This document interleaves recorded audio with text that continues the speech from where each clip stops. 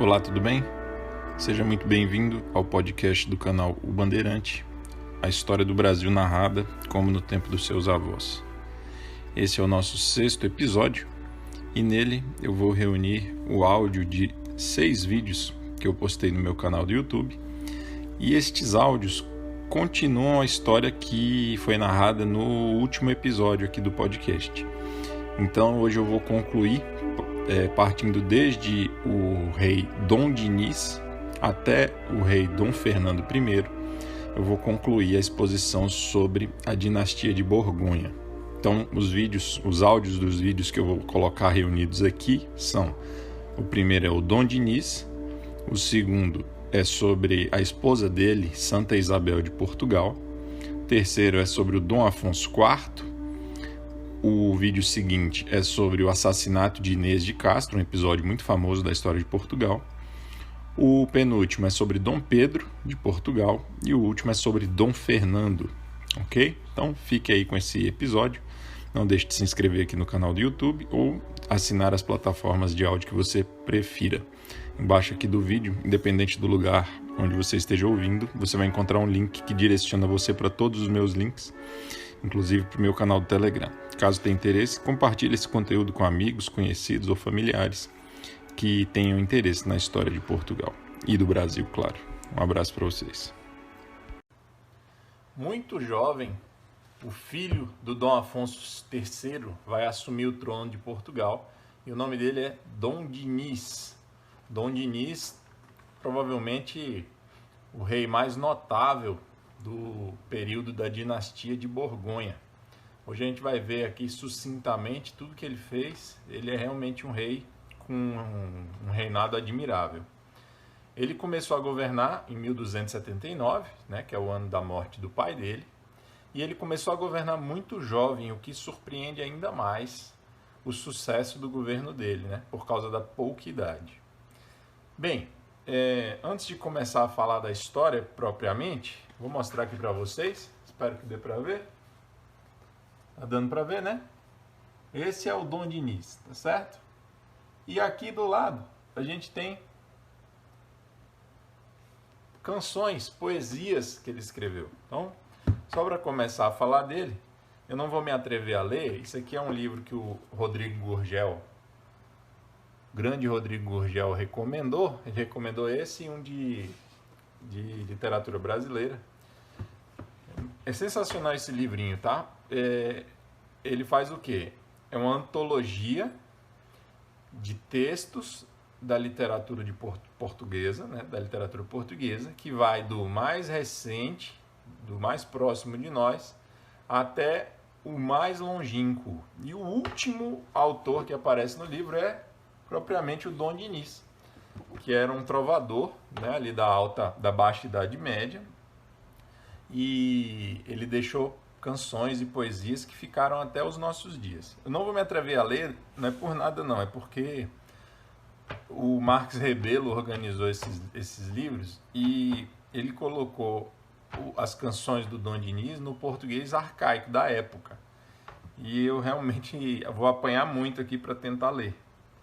Mas, enfim, encontra na internet, é bem interessante. Aqui nesse livro tem as cantigas de amor e tem as cantigas de amigo do Dom Dinis.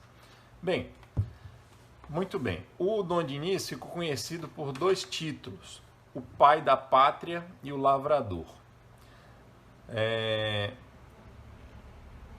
Mas antes de falar dele especificamente, só um panorama geral. Veja, nós estamos no século XIII. O século XIII da história de Portugal, ele pode ser dividido bem claramente em 2 partes. A primeira parte, que corresponde mais ou menos ali à primeira metade dele, é marcado por conflitos muito graves. A gente viu isso, teve lá a Guerra Civil. E a segunda metade já é marcado por uma organização social maior, um desenvolvimento econômico maior e um período de paz, ok? Obviamente vai ter alguns pequenos conflitos, mas nada significativo que mereça ou que desestabilizasse o país como uma guerra civil. Tá, então esse é um panorama geral. Durante o governo do Dom Dinis, 50 anos aí, né? Quase 50 anos. Quais são os seus traços principais do governo dele? 3. Desenvolvimento das atividades econômicas, progresso cultural e organização administrativa. Então ele vai organizar a administração pública, ele vai desenvolver economicamente o país e ele vai incentivar, e ele mesmo, como um intelectual de sua época, vai ser um participante desse progresso cultural que vai haver em Portugal. Tá? Então, essa é a visão geral. Agora vamos falar alguns eventos, alguns fatos pontualmente para a gente ver como é que foi todo esse desenrolar aí do governo dele. Em 1287, alguns nobres, então aí 8 anos depois que ele já era rei, alguns nobres vão procurar derrubá-lo. E aí vai acontecer um pequeno conflito militar e o Dom Diniz vai contar com um apoio absoluto das pessoas comuns, das classes populares. E nesse ano de 1287, num determinado conflito, a participação dessas pessoas que não eram da nobreza, e veja, isso é importante por quê? Porque nós estamos falando de uma época em que a guerra era uma atividade típica da nobreza. E para camponeses, pessoas comuns que não são da nobreza se envolverem num conflito armado, isso é uma coisa surpreendente, tá certo? Então, o fato de inúmeras pessoas comuns terem arriscado a sua vida para defender o governo de Dom Diniz mostra que ele era muito querido por essas classes populares, ok? Inclusive, o nome que se deu para essa pequena batalha foi a Lide dos Alfaiates, pela participação de alfaiates e outras pessoas que exerciam profissões mais simples nas cidades portuguesas, tá? Em 1290, um grupo de bispos vai junto ao Papa Nicolau IV e junto ao Dom Diniz, eles vão pleitear a abertura em Portugal de uma instituição chamada Estudo Geral, que era uma instituição onde se poderia adquirir conhecimentos superiores. Então, um curso de medicina, de direito, quase uma universidade, né? Uma instituição que abriria as portas para ela mesma se tornar depois uma universidade. E, de fato, vai se tornar.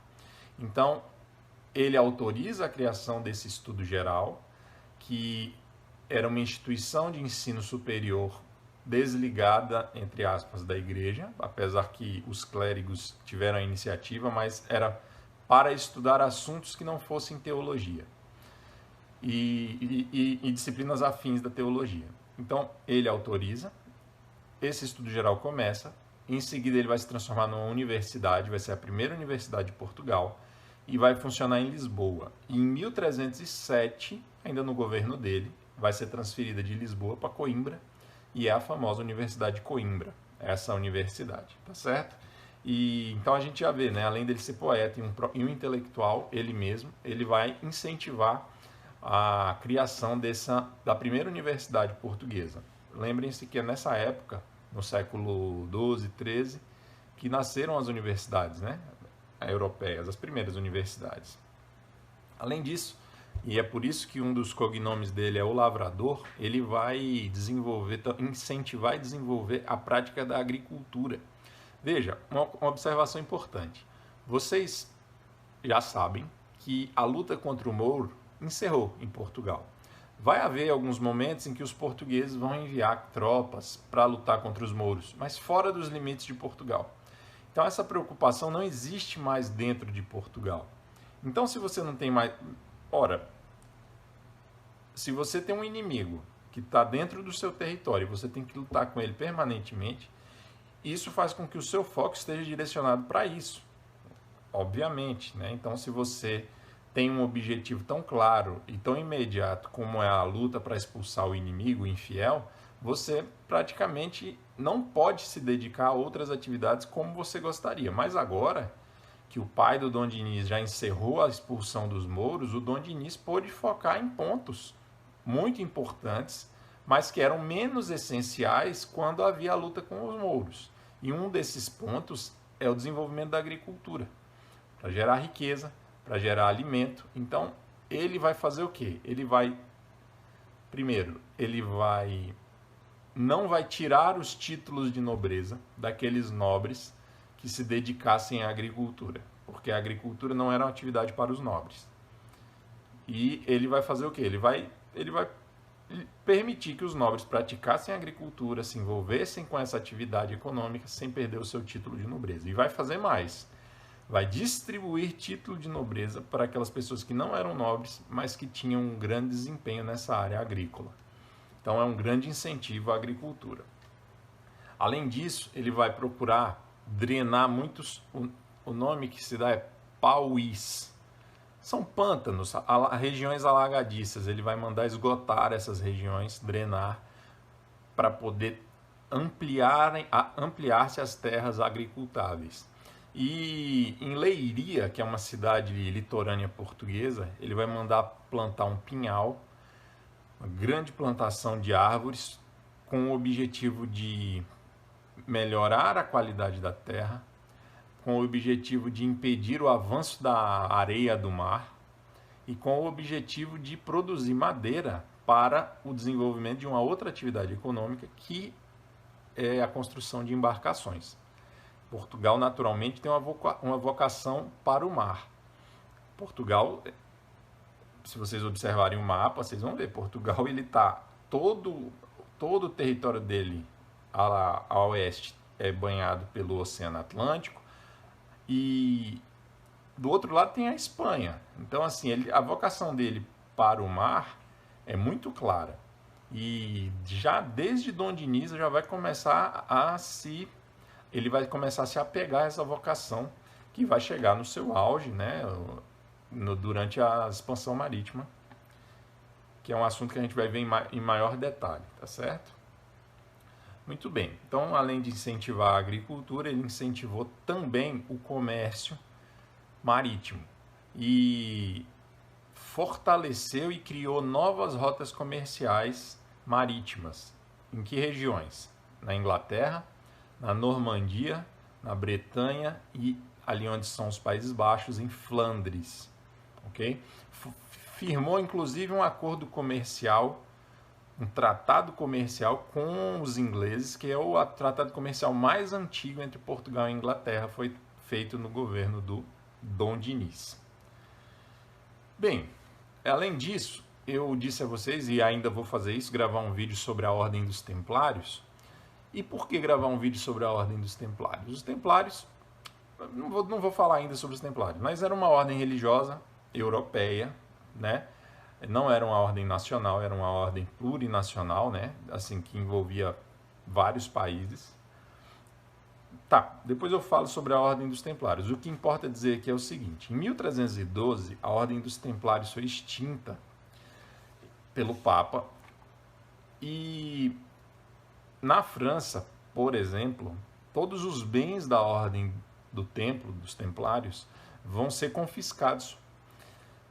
E Dom Dinis vai se recusar a fazer isso, veja que curioso. E ele vai pleitear junto ao Papa, a um novo Papa, que entra depois desse que extinguiu a Ordem dos Templários.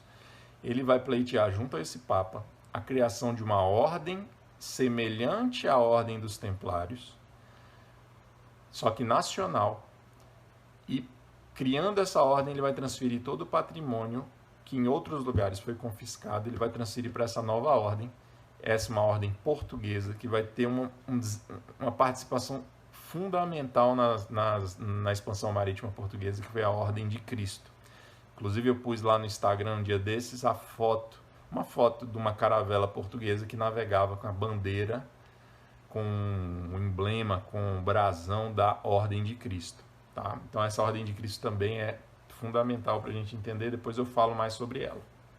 Ok, isso foi criado em 1319, a Ordem de Cristo. Para terminar, eu vou dizer o seguinte: nem tudo são flores. Então ele tinha um filho, que era o herdeiro do trono, Dom Afonso, e que vai ser realmente o herdeiro do trono, Dom Afonso IV, vai vir depois dele. Mas em 1320, ele estava vivo ainda, e o Dom Afonso, filho dele, Desconfiando de que Dom Dinis queria deixar o trono para um irmão bastardo, um filho bastardo, aliás, que era irmão do Dom Afonso, que também se chamava Dom Afonso Sanches. Então, Dom Afonso, o infante Dom Afonso, filho de Dom Dinis, desconfia que o pai quer preteri-lo do trono em favor de um irmão bastardo, em favor de Afonso Sanches, que também é filho de Dom Dinis, mas não é um filho legítimo, digamos assim. E por isso vai haver um conflito entre os dois. Só que, o que acontece? Todas as tensões que existiam na sociedade portuguesa naquele momento vão se alinhar ou do lado de Dom Afonso, o infante, ou do lado de Dom Dinis, o rei. E aí isso vai se transformar numa guerra civil grande, que vai durar com intervalos de paz de 1320 a 1324. No fim, o Afonso vence o pai expulsa do reino o Afonso Sanches, o filho bastardo, e poucos meses depois o Dom Dinis vem a falecer, e aí o sucede o Dom Afonso, que se torna Dom Afonso IV. Ok, pessoal? Um grande abraço. Vou ler para vocês hoje um texto sobre Santa Isabel de Portugal. Ele está sendo extraído daquela coleção Tesouro da Juventude.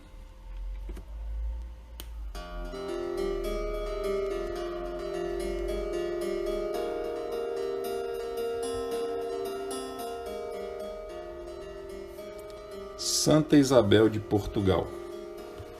Em 1282, casava por procuração em Barcelona Dona Isabel, filha de Dom Pedro III de Aragão, com o rei de Portugal, Dom Dinis.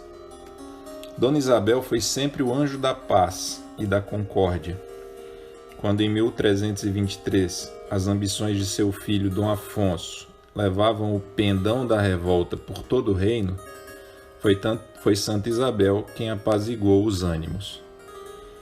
O infante marchou sobre Lisboa e os dois exércitos encontraram-se no Campo Grande, que se chamava então o Campo de Alvalade.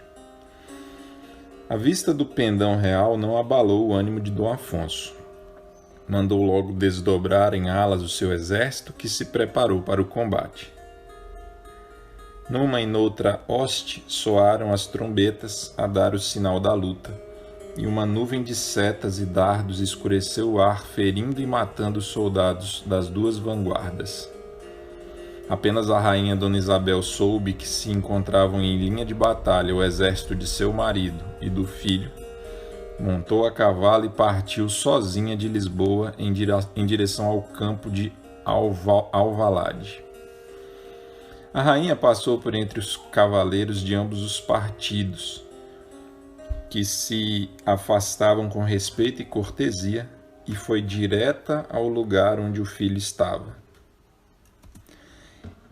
Então, com eloquência natural, cheia de emoção e de lágrimas, Dona Isabel pediu-lhe que não fosse rebelde contra o pai e seu rei, que não assolasse de novo o país sobre o qual havia de reinar, expondo-o aos horrores da guerra civil, e que, principalmente, não fosse perjuro, esquecendo as promessas solenes feitas perante Deus, das quais fora ela como que a fiadora.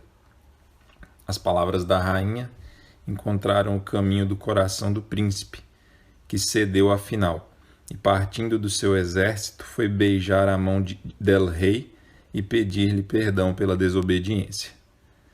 No lugar de tal encontro, junto ao campo de Alvalade, ergue-se um padrão de pedra, ainda hoje existente, em memória dessa reconciliação. E, vendo-a depois fundando hospitais, igrejas e conventos, caridosa, risonha, altiva, vendo-a em Santarém, no Hospital dos Inocentes, fundação sua, acolher as crianças enjeitadas, tratá-las com carinho e amor, como Jesus Cristo aos pequeninos, principiou o povo a dar-lhe o título de Rainha Santa. Além do seu convento em Santa Clara de Coimbra, onde ainda hoje se admiram as poéticas ruínas, fundava Dona Isabel junto aos passos em que habitava, a par do convento, um hospital, e como este, muitos outros em Santarém e Leiria, e para leprosos em todo o reino. Como a corte não tinha lugar fixo, acompanhando ou seguindo seu marido, vagueava frequentemente pelo reino. Visitava e beneficiava com donativos todas as casas conventuais. Populações inteiras iam sentar-se à beira dos caminhos por onde a rainha devia passar e aí aguardavam para receberem esmola. A ninguém a recusava, por maior que fosse o número dos pedintes. Mandava Isabel vestir os esfarrapados que avistava. Visitava os enfermos ulcerosos, punha sem repugnância as mãos sobre as cabeças dos doentes e fazia-os tratar por seus médicos e enfermeiros. Distribuía, nos dias solenes do ano, numerosos socorros pelos domicílios às pessoas necessitadas e a muitos mosteiros, tanto do reino como estrangeiros. Mandara Santa Isabel edificar em Alenquer um templo dedicado ao Espírito Santo. Andavam os pedreiros e trabalhadores a abrir fossos e a encher os alicerces, e vinha a rainha todas as tardes assistir à obra. Certa vez, por ali passou uma moça com ramos de rosas na mão. Pediu-lhes a rainha, e ao despedir-se dos operários, deu uma rosa a cada um, dizendo que com ela lhes pagava o dia. Riram-se do gentil gracejo, aceitaram e guardaram a prenda. Ao suspender o trabalho, porém, não contiveram espanto, quando, em lugar da flor, encontraram moedas. Contaram os operários o prodígio que correu de boca em boca até chegar aos ouvidos do rei, que, informando-se miudamente do milagroso caso, logo foi oferecer à rainha dotações e bens com que pudesse largamente prosseguir nas suas piedosas obras. De outra vez se conta que, estando a rainha em Coimbra assistindo às obras do seu paço de Santa Clara e fazendo ela própria o pagamento aos operários em dobras ou moedas de ouro que trazia no regaço, ali apareceu, sem ser esperado, o rei Dom Dinis. A rainha, surpresa, envergonhada e receosa de que o econômico soberano a acusasse de pródiga, afligiu-se tanto que subitamente as dobras se converteram em rosas. Esse milagre é atribuído pela lenda a várias outras personagens e tem inspirado numerosas obras artísticas e literárias. É ele descrito na seguinte poesia.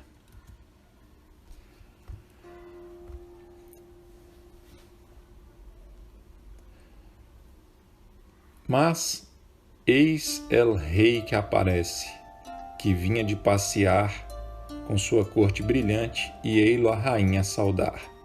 Que fazeis, senhora minha, com essa gente a gritar? Por que saíste sozinha, que vos podem fazer mal? Que esconde o vosso regaço, rainha de Portugal? E a rainha, que não ousa sua humildade mostrar, a el rei responde logo: eu ia pelos caminhos, ia só a passear. Tolheu-me este pobre povo, que me estava a festejar. E o que levo no regaço são flores de bom cheirar. Logo se abriu o regaço, por milagre de pasmar, e do ouro, prata ou cobre não havia nem sinal. Eram tudo lindas flores, as mais lindas do lugar, que por milagre divino ali vieram brotar. Lá vai a rainha santa, com el rei de Portugal. Na cabeça da rainha um resplendor a alumiar. É feito do ouro e da prata, com que ela andava a esmolar. O resplendor brilha tanto, sua luz é de cegar. Lembra a rainha uma santa, postinha agora no altar. Com estas e outras lendas singelas e crentes, venerou o povo a sua memória após o falecimento em Estremoz, a 4 de julho de 1336. Dali, trasladado o corpo para o formoso túmulo em Santa Clara de Coimbra. E ainda hoje, de 2 em 2 anos, a velha cidade do Mondego celebra as grandes festas da Rainha Santa, padroeira da cidade, levando em procissão solene a bela imagem feita pelo escultor português Teixeira Lopes. Durante 3 séculos foi a esposa de Dom Dinis venerada pelas populações portuguesas, sem que a Igreja a admitisse na lista dos bem-aventurados. Afinal, a 25 de maio de 1625, canonizou-a o Papa Urbano VIII. Logo, por toda a parte, lhe erigiram igrejas e a sua doce imagem campeou entre os perfumes dos turíbulos nos altares católicos de todo o mundo. Então, o filho de Dom Dinis, Dom Afonso, vai se tornar, com a morte dele, do Dom Dinis, Dom Afonso IV, o 6º rei português, o 6º rei da dinastia de Borgonha. Bem, Dom Afonso IV vai governar entre 1325 e 1357. E a alcunha dele é o Bravo, Dom Afonso IV, o Bravo. E por que essa alcunha? Por razões óbvias, na verdade. Ele se destacou muito como um grande guerreiro, se envolveu em algumas lutas importantes e se revelou um homem assim exemplar no campo militar. Dom Afonso IV começa o governo dele procurando dar prosseguimento ao que o pai fez. Lembrem-se que Dom Dinis, o pai da pátria, foi o rei que atingiu o ponto mais alto até esse momento da história de Portugal. Então a gente já falou, né, dos grandes sucessos que ele alcançou no governo dele. E o filho não vai conseguir manter aquele nível, aquele cume, né, de progresso, enfim, que o pai conseguiu, mas vai dar prosseguimento ao desenvolvimento de Portugal. Digamos assim que Portugal não vai retrair muito, tá? Portugal vai prosseguir. Quais são assim os momentos da história então de Portugal que Dom Afonso IV vai se revelar um grande guerreiro? Em 2 momentos. Primeiramente, por questões de desentendimentos conjugais. Não vamos entrar nos detalhes, enfim, mas desentendimentos conjugais entre a Casa de Portugal e a Casa de Espanha. Vai haver uma guerra, então, entre Portugal e Espanha.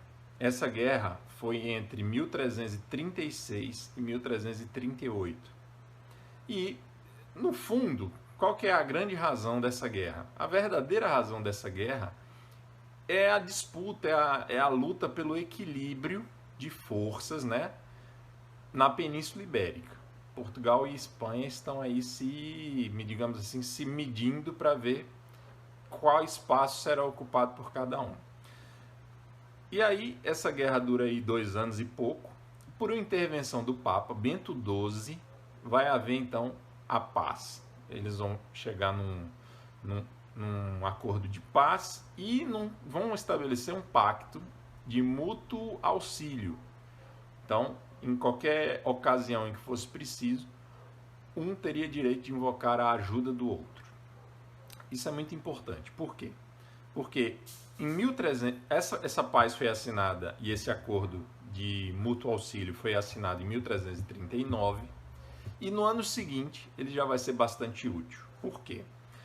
O rei do Marrocos, chamado Abu Hassan, vai se juntar com o rei de Granada. Granada ainda era o último grande reduto dos sarracenos, dos mouros, na Península Ibérica. Os dois vão se juntar para tentar reconquistar pelo menos uma boa parte da Península Ibérica.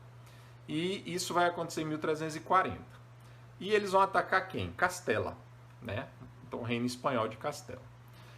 E aí, o rei de Castela, naturalmente, vai acionar o pacto de mútuo auxílio. Portugal, com Dom Afonso IV à frente, vai ir em auxílio dos castelhanos e vai haver uma batalha que ficou conhecida como Batalha do Salado, porque foi às margens de um rio chamado Salado.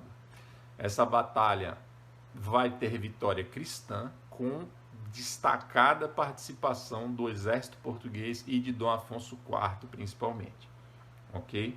Então a Batalha do Salado é mais uma vitória, e não apenas mais uma vitória, porque essa foi a última ameaça real dos mouros, dos sarracenos, na Península Ibérica. Eles vão ser expulsos totalmente, 100% da Península Ibérica depois da Batalha do Salado? Não. Mas depois dela, a ameaça, digamos assim, uma ameaça real, verdadeira, não existiu mais. Então é como se fosse assim o último golpe dos cristãos contra os muçulmanos.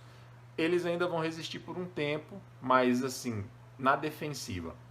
Né? A possibilidade deles recuperarem territórios, dos mouros recuperarem territórios, já não era mais concebível depois dessa Batalha do Salado. Bem, dito isso, então vamos falar uma coisa muito interessante. Veja, em 1348, por volta de 1348, uma peste, uma doença, vai atingir a Europa. E essa doença é um vírus que vem da China. Não é o Covid. É a peste, a famosa peste negra. A peste negra, ou peste bubônica, vocês sabem, é uma doença que é transmitida pela pulga que morde o rato. Né? O rato... Enfim, isso não vem muito ao caso, né? Enfim, essas pulgas, essa doença foi trazida pela Rota da Seda até a Europa e chegou em Portugal, atingiu toda a Europa, matou 1/3 da população europeia. Essa sim, uma pandemia realmente cruel e que desestabilizou completamente a Europa e trouxe o terror. Agora veja, em Portugal, o que vai acontecer? Vocês sabem que nós estamos aí no fim da Idade Média, nesse momento. E, querendo ou não, não há como negar, as pessoas eram havia menos conhecimento médico, científico sobre o funcionamento das doenças, a transmissão. Então, era natural que se procurasse explicar de alguma forma essa doença. E as desavenças entre judeus e cristãos sempre foram uma constante. E por uma série de motivos circulavam boatos de que essa doença era causada pelos judeus, que envenenavam a água, por exemplo. Então, assim, a peste negra vai gerar uma espécie de perseguição aos judeus. Não só os judeus na Península Ibérica, porque na Península Ibérica também existia a presença dos mouros. Mouros que estavam integrados na sociedade portuguesa, porque havia esse fenômeno também. Nem todos os mouros eram expulsos para a África, porque havia aqueles que se adaptavam à vida entre os portugueses, estavam dispostos a obedecer às leis, a viver entre os cristãos, e eles tinham lá espaço para exercer a sua fé privadamente, e viviam no meio dos portugueses. E aí, a perseguição a mouros e a judeus vai se intensificar nessa época da peste negra, tá certo? A peste negra também vai impedir que lembra que eu falei que Dom Dinis começou um projeto, criou um incentivo muito grande ao povoamento das terras? Não só ele, até antes dele também, o rei anterior a Dom Dinis também promoveu isso, porque depois que Portugal integralizou o território, o próximo passo era a povoação do território. É lógico que a peste negra vai dificultar em muito o povoamento das terras, já que vai matar 1/3 da população. A agricultura vai ficar prejudicada, vai faltar gente para trabalhar no campo e, naturalmente, vai haver uma grande crise econômica. E aí, o Dom Afonso IV vai começar uma política de perseguição a judeus e mouros, porque, já que eles muitas vezes eram responsabilizados pela peste, às vezes com esse tipo de argumento, de que eles estavam envenenando a água, por exemplo, ou simplesmente pelo fato de eles serem infiéis e Deus está punindo os cristãos por causa da presença dos infiéis. Enfim, o que importa dizer é o seguinte: Dom Afonso IV vai criar as judiarias ou as mourarias, que eram bairros fechados para judeus e mouros.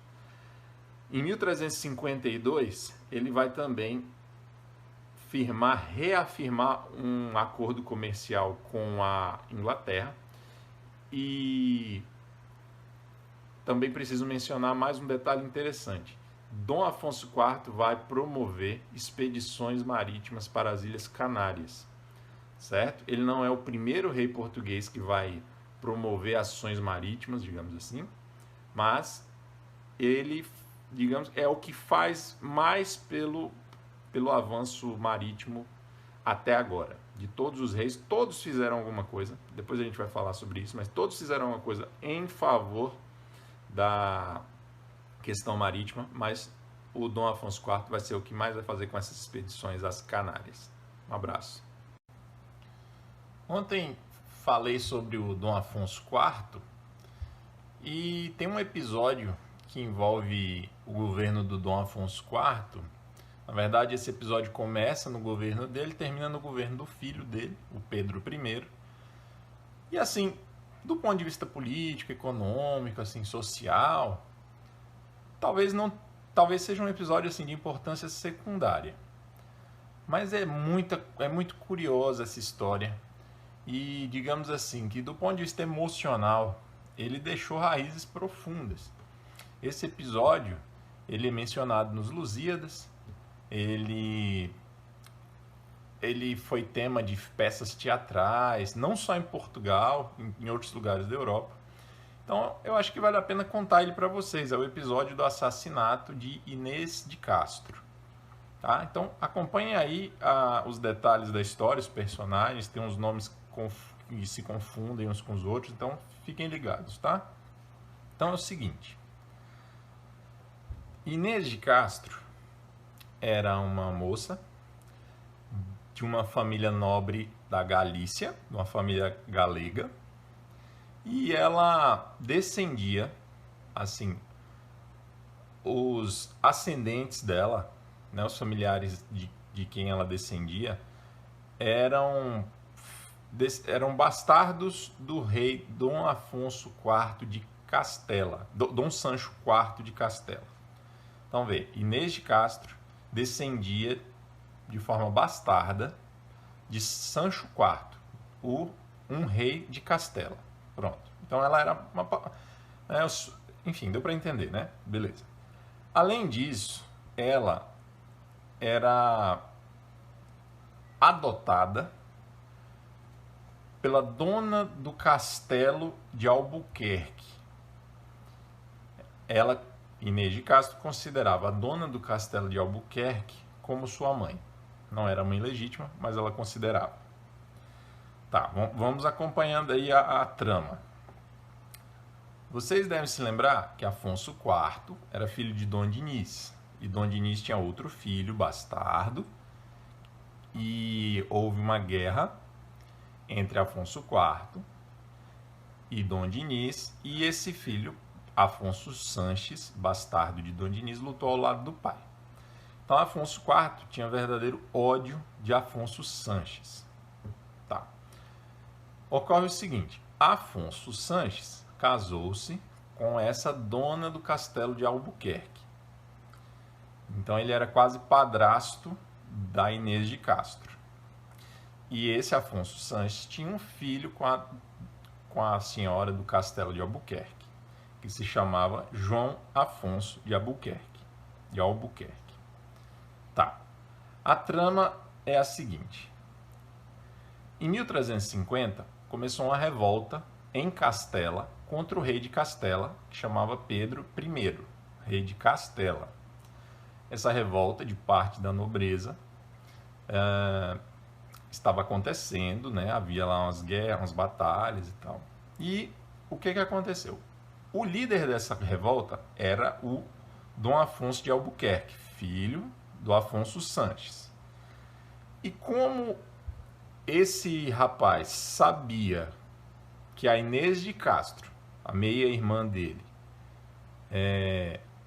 irmã adotiva dele, vamos chamar assim, vivia maritalmente com o filho de Dom Afonso IV, o infante Pedro, o João Afonso de Albuquerque se aproximou de Inês e, através de Inês, os dois vão conseguir chegar até Pedro, o infante, para influenciá-lo e tentar convencê-lo de entrar na guerra nessa guerra contra o rei de Castela, Pedro I. Então eles estavam tentando convencer o filho do rei de Portugal a entrar na guerra contra o rei de Castela. Tá. Inclusive, e isso deixa a história mais interessante, o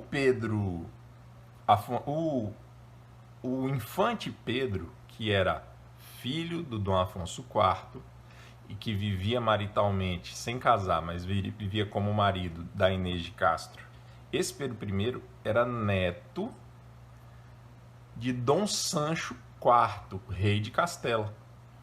Então, o que acontece? Ele, digamos assim, estava na linha sucessória, distante. Então, o que o João falou para Inês, e a Inês fizeram? Olha, infante Pedro, entra nessa briga e reivindica o trono de Castela. E o Pedro gostou da ideia, o infante português gostou da ideia. E o que ele fez? Deu sinais de que ia aderir a essa revolta contra o rei de Castela. Mas o pai dele, o Dom Afonso IV, de quem a gente falou ontem, se opôs veementemente e proibiu enfaticamente, não aceitou de jeito nenhum. Fica um clima tenso entre os dois, entre pai e filho. E o que acontece? O Afonso IV chega ao ponto de, para evitar que aquilo realmente acontecesse, porque ele temia que o filho não obedecesse, ele se aproveita de um momento em que essa Inês de Castro vai estar em Coimbra e o o infante Pedro, não vai estar, e ele manda prender e assassinar a Inês de Castro, que é decapitada. O infante Pedro reage muito mal a isso, naturalmente, e inicia uma guerra contra o pai. Então, uma pequena guerra civil vai acontecer entre o infante Pedro e Dom Afonso IV. Mas no final essa guerra vai acabar em reconciliação e eles vão jurar fidelidade um ao outro e tudo vai acabar bem, ok? Entre aspas. Porém, quando ele sobe ao trono, quando Dom Afonso IV morre e ele assume o Pedro, e agora como Pedro I de Portugal, ele vai trazer à tona essa mágoa, vai prender todos os conselheiros do pai que participaram daquele momento do assassinato da Inês de Castro e matá-los todos cruelmente. E ele vai fazer mais, vai anunciar que tinha se casado clandestinamente, secretamente com a Inês de Castro. Então ela vai ser a rainha póstuma. Ele vai construir um túmulo para ela, que fica em Alcobaça, parece, né? Eu vou até postar lá no Instagram fotos, dizem que é assim, a obra de arte tumular mais bela de Portugal. E ela vai ser então trazida de Coimbra para Alcobaça. E essa história tem uma peça de teatro chamada A Castro, que diz que é muito famosa em Portugal, retratando essa história. Eu achei muito interessante, eu conheço essa história há muito tempo, acho ela bastante interessante. Eu não sei se ela ficou clara, pessoal, tá? Porque é muito confuso esses nomes desses, eles são todos parentes, né? Lembrem-se que lá no início, Dom Afonso Henriques, ele e o pai de Dom Afonso Henriques e o irmão do pai de Dom Afonso Henriques, um foi para o lado de Castela e o outro foi para o lado de Portugal. Então, ali tudo é dinastia de Borgonha. Os reis de Castela são dinastia de Borgonha, os reis de Portugal também são dinastia de Borgonha, a mesma família, tá certo? Então, por isso que tem essas familiaridades todas, nomes parecidos, casamentos muito comuns entre eles, tá certo? Bem, espero que vocês tenham gostado. Um abraço e até a próxima. Estamos caminhando para o final da dinastia de Borgonha. Então, hoje falaremos de Dom Pedro I de Portugal. Dom Pedro I de Portugal não é o Dom Pedro I nosso, proclamador da nossa independência, obviamente. Dom Pedro I de Portugal é filho de Dom Afonso IV. Dom Pedro I é aquele que teve um romance com Inês de Castro. Assistam aí o vídeo de anteontem que vocês vão entender, quem está por fora. Bem, o Dom Pedro I governa 10 anos, de 1357 até 1367, um reinado relativamente curto, e ele ficou conhecido pela alcunha, pelo nome de O Justiceiro. Isso porque ele era obcecado por justiça, tá certo? Mas a gente vai ver isso já já. Para começar, relembrar o seguinte: ele, assim que tomou posse, vingou, matou o seu desejo de vingança para com aqueles que estavam envolvidos no assassinato de Inês de Castro. Além disso, fez o translado do corpo dela de Coimbra para Alcobaça, mandou construir um belo monumento tumular e, além disso, e aí essa parte é bem curiosa, né? Assim, o reinado de Dom Pedro I foi registrado por Fernão Lopes. Fernão Lopes foi o cronista que no século seguinte vai contar a história do Dom Pedro I. E ele não registra esse fato, o que nos leva a crer piamente, né? É muito provável que esse fato seja apenas uma lenda. Inclusive, ele aparece pela primeira vez no século XVI. Então, tudo indica que ele não aconteceu. Mas ele é tão curioso, é tão interessante que eu vou mencionar ele para vocês. Então, essa lenda diz que, não satisfeito em transladar o corpo dela, da Inês, de Coimbra para Alcobaça, e de vingar a morte dela, matando todos aqueles que ajudaram o seu pai a assassiná-la, ele vai, isso é fato, ele vai declarar que foi casado com ela secretamente, vai tornar os filhos dela legítimos, mas esse detalhe aqui é o lendário. Segundo a lenda, ele teria feito uma cerimônia de coroação de Inês de Castro, rainha, 5 anos depois da morte dela, em 1361. Então ele teria exumado o corpo, colocado num trono, vestida pomposamente, e obrigado muitos súditos a beijar a mão da defunta. Isso provavelmente não é verdade, tá certo? Mas é bem curiosa essa história. Bem, além disso, então, o que a gente pode falar dele?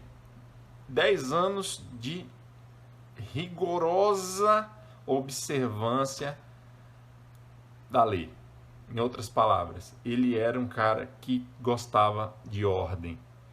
Ele gostava de manter as coisas funcionando da forma correta, ok? E em 1361 ele vai convocar uma reunião de cortes, representantes do clero, representantes dos nobres, representantes do povo, já é uma tradição em Portugal, já falei disso, e vai atender todas as demandas das pessoas. Então, um exemplo, ele ouviu muita reclamação de abusos, né, abuso de autoridade de funcionários reais.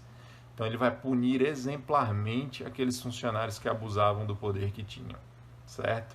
Além disso, ele vai ter ele vai ser obcecado por fazer justiça, obcecado por punir os criminosos independente da posição social.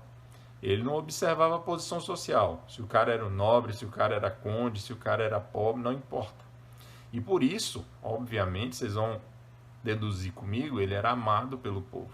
Onde ele passava, ele era aclamado pelo povo. O povo realmente admirava isso nele, a retidão dele, o desejo dele de fazer a coisa certa. Inclusive na administração da coisa pública, do dinheiro público. Tanto é que ele, sem aumentar impostos, nunca aumentou impostos nesses 10 anos, ele conseguiu deixar o caixa, os cofres cheios como nunca, sem subir impostos. E sem nenhuma atividade econômica nova, algo que justificasse isso. Apenas fazendo a coisa corretamente, punindo os corruptos, evitando desvio de verba pública. Ok? O que mais? Sim, isso é muito importante.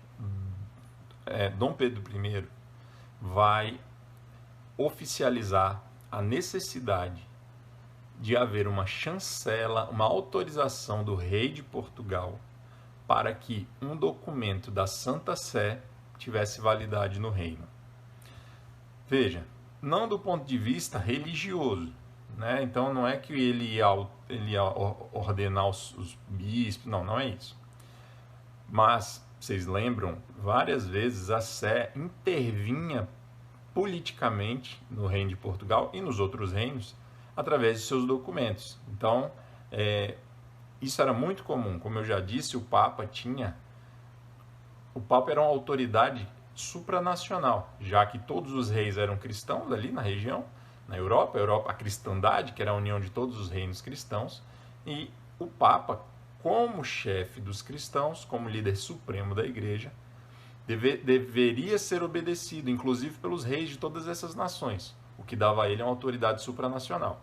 Mas o rei de Portugal, a partir desse momento, estabelece essa necessidade do rei passar primeiro pelo rei antes de ser autorizada a aplicação dos documentos em Portugal, evitando assim interferências como, por exemplo, um papa que depõe um rei, que coloca um regente no lugar dele. Então isso não aconteceria mais por causa dessa decisão do Pedro I, ok? Muito bem.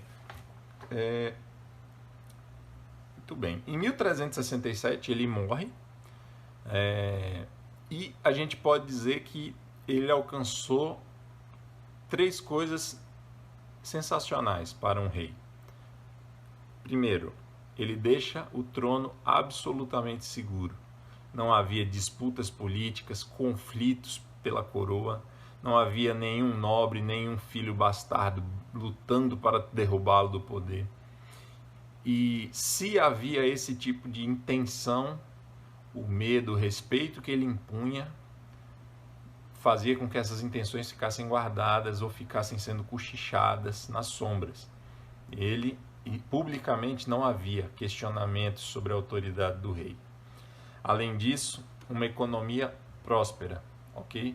Então, combatendo desvios de verba, organizando a máquina pública de forma eficiente, transparente, limpa, ele deixou uma economia próspera para Portugal. E um reino completamente ordenado, um reino com as coisas funcionando devidamente, cada engrenagem, cada elemento do sistema funcionando como deveria funcionar. Então eu acho que a gente pode dizer que ele foi um grande rei, Dom Pedro I de Portugal. Tá certo, pessoal? Antes de terminar, eu até queria ter dito isso no início do vídeo, mas enfim. Pessoal, eu criei um podcast muito simples, muito modesto. E nesse podcast eu vou tratar também de história do Brasil, mas não como eu trato aqui, totalmente diferente. Então o que a gente vai fazer? Por exemplo, eu vou fazer agora uma série de áudios sobre o livro do Raimundo Faoro, Os Donos do Poder. Talvez vocês já tenham ouvido falar, se não ouviram, vou fazer um resuminho de 30 segundos. Os Donos do Poder é uma obra onde o Faoro explica toda a trajetória da história do Brasil sob o seguinte prisma, sob o seguinte ponto de vista. Ponto de vista de que sempre no Brasil houve um estamento burocrático que se apropriava do poder e controlava o povo. E que o povo nunca esteve no poder, porque o poder tem donos. Essa tese, segundo o próprio Olavo de Carvalho, ela é muito correta, muito séria, e parece ser até indiscutível, tá? De forma geral. Então, esse livro, Os Donos do Poder, eu vou analisar ele parte por parte em vários episódios desse podcast que eu criei. Ele é muito simples, inclusive eu não vou postar ele, por enquanto, pelo menos, nessas Spotify, não, vai ser só no meu canal do Telegram. Então, vou deixar o link aqui no comentário. Se você quiser ouvir, o primeiro episódio já está lá no grupo, tá certo? Conto com vocês, se vocês puderem convidar outras pessoas para curtir o canal, para curtir lá e se inscrever no canal do Telegram, eu agradeço. Um abraço. Chegamos no Dom Fernando I, o último rei da dinastia de Borgonha. Ele governa entre 1367 e 1383. E nessa quinzena os acontecimentos se precipitam e acabam desembocando o quê? No fim da dinastia de Borgonha. E uma crise institucional, uma crise política e 2 anos de incertezas até a fundação da nova dinastia, que é a dinastia de Avis. Mas vamos ver como foi o governo do Dom Fernando. Primeira coisa, o governo dele começou marcado, o início do governo dele é marcado por 3 guerras contra Castela. Mais uma vez, a história de Portugal muito ligada a de Castela. São famílias próximas e, enfim, os acontecimentos de um se confundem com os acontecimentos de outro. A história de Portugal e de Espanha estão entrelaçadas. Essas guerras, elas começam em 1369 e só terminam em 1382. Mas, obviamente, elas têm intervalos. Em média, cada uma das 3 durou entre 1 e 2 anos. E não houve muitos conflitos armados, choques. Havia mobilizações, ameaças de parte a parte, um exército se locomovia, invadia o território do outro, não havia resistência, houve pouca luta nessas 3 batalhas. Mas por que elas são importantes para nós? Veja, vamos entender por que essas guerras começaram. O rei de Castela foi assassinado pelo seu irmão. Depois desse assassinato, o irmão assumiu o trono do reino de Castela. Alguns nobres, que eram contrários ao irmão, que agora é o novo rei, fugiram para Portugal. Chegando em Portugal, eles vão convencer Dom Fernando a pleitear o trono de Castela, alegando o mesmo que o pai dele, o Dom Pedro, alegou, ou quis alegar, que é o seguinte: o pai dele era neto de Dom Sancho, um rei de Castela, por via legítima. Naturalmente, o filho do Dom Pedro, de quem nós estamos falando hoje, o Dom Fernando, era bisneto em linha legítima do Dom Sancho, que tinha sido rei de Castela. Aí acontece o quê? Eu estou falando do Sancho de Castela, tá, pessoal? Então, o Dom Fernando, rei de Portugal agora, o que estamos falando agora, era bisneto legítimo de Dom Sancho, um antigo rei de Castela. E esse rei que estava agora reinando em Castela, que tinha matado o irmão e assumido o trono, também era bisneto lá do Dom Sancho, mas numa linha bastarda. Então o Dom Fernando achou muito convincente, muito adequado e resolveu fazer o quê? Resolveu invadir Castela e tentar tomar o trono. Essa foi aí a causa da Primeira Guerra e as outras 2 estão ligadas a essa causa. Então isso aí foi o início do problema todo. Muito bem. Na Segunda Guerra tem mais uma coisa interessante. Portugal se aproximou muito da Inglaterra nesse momento. Ainda mais, né? Que nós já vimos que eles faziam tratados comerciais, muito bem. E eles estavam vivendo, nesse momento, a Guerra dos 100 Anos. A Guerra dos 100 Anos foi entre França e Inglaterra. E, apesar de ter uns motivos secundários, o grande motivo, o que levou à Guerra dos 100 Anos foi a disputa pela hegemonia na Europa entre França e Inglaterra. Essa Guerra dos 100 Anos foi entre 1337 e 1453, um pouco mais de 100 anos. E o que acontece? A Inglaterra tinha interesse na Península Ibérica. E apareceu uma oportunidade para a Inglaterra assumir o trono de Castela, o que seria muito bom para ela, já que Castela é ali vizinho da França. O que aconteceu foi o seguinte: o filho do rei da Inglaterra, Eduardo III, o rei se chamava Eduardo III, o filho dele, o Duque de Lencastre, casou com uma filha do rei de Castela. E aí, quando o trono vagou, ele quis então disputar a sucessão do trono. Portugal se liga, então apoia esse movimento contra Castela. Portugal de Dom Fernando, que já tinha rixa lá com Castela, apoia esse movimento do Duque de Lencastre. Só que a Castela se antecipa e invade Portugal e chega até Lisboa. Essa foi a Segunda Guerra. E a Terceira Guerra não vamos mencionar porque não tem nada assim tão importante para os nossos fins aqui, para o nosso interesse aqui. Beleza, o que acontece? Em 1360, de 67 a 71, então fica aí essas guerras acontecendo. Em 71, um novo fato vai marcar a história aí do governo do Dom Fernando. Que fato é esse? Ele se apaixona por uma mulher, Leonor Teles. Essa mulher era casada. ele mexe os pauzinhos dele, consegue a anulação do casamento dela. E nesse momento, ele pretende casar-se com ela, e a população de Portugal, a população que não era nobre, já nutria muita insatisfação, já não via com bons olhos o rei por causa de todos os problemas advindos das guerras com Castela. Então a população, aliando essa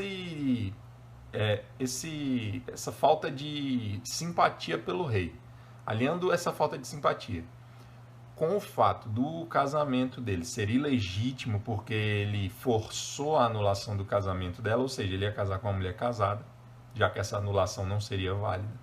Então a população, unindo essas duas coisas, vai se revoltar contra o rei. Inclusive, um grupo de homens armados muito grande vai chegar até a ameaçar o rei, dizendo a ele para que ele não se casasse com ela. O rei, percebendo a ameaça, vai contemporizar, né? Não, deixa comigo, fique tranquilo, não vai acontecer nada não. E aí ele escapole e casa secretamente com ela em 1371. Nós vamos ver que isso vai gerar uma consequência decisiva para Portugal lá na frente. Mas antes de chegar lá na frente, outra coisa interessante de se mencionar é a seguinte: ele vai promover uma aliança formal com a Inglaterra em 1373. Antes havia tratados e acordos comerciais, agora ele fez uma aliança, e essa aliança vai durar muito tempo mesmo. Além disso, ele vai incentivar, vai promover um incentivo muito grande à construção de navios, ao comércio marítimo, tá? Então ele é quase que um pioneiro. É verdade que antes dele já havia certas políticas voltadas para isso, mas ele vai dar um dinamismo maior a essa atividade naval em Portugal. Que mais? Sim, muito importante até para o Brasil isso. A gente ainda está aí há mais de 100 anos da descoberta do Brasil, mas esse fato é importante para o Brasil. Ele criou em 1375 a Lei das Sesmarias. A gente ouve muito essa palavra quando estuda a história do Brasil, colônia e tal. O que eram as Sesmarias? O que é a Lei das Sesmarias? Simplificando, é o seguinte: essa lei obrigava o dono da terra a produzir comida, cereal. Por quê? Porque o incentivo à atividade naval gerou tanta riqueza para Portugal que as pessoas, os proprietários rurais, abriam mão da produção agrícola para se dedicar à atividade naval. E aí, essa lei das Sesmarias veio na prática, era o seguinte: se você não produzir, a gente vai tomar sua terra e vai dar para quem precisa, e essa pessoa vai produzir no seu lugar. Porque Portugal não podia abrir mão da produção. Portugal não, né? Ninguém pode abrir mão da produção de alimentos. E essa lei, segundo o Fernão Lopes, deu bastante resultado e aumentou a produção de alimentos em Portugal. Fernão Lopes é o cronista dessa época, tá? O principal cronista dessa época. Tá, então a Lei das Sesmarias. Pessoal, desculpa. E o que acontece? Lei das Sesmarias. Bem, em 1383, já estamos chegando em 10 minutos, eu vou parar aqui. Em 1383 ele morre.